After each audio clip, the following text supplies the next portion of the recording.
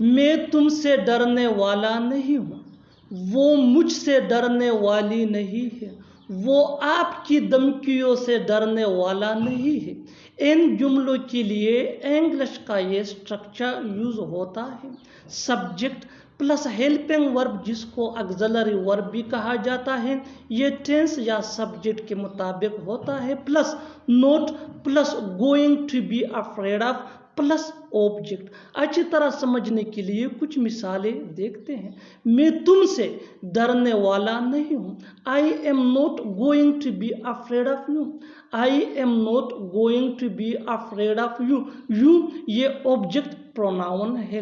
वो मुझसे डरने वाली नहीं है, she is not going to be afraid of me, she is not going to be afraid of me. Me ये भी ऑब्जेक्ट प्रोनाउन है।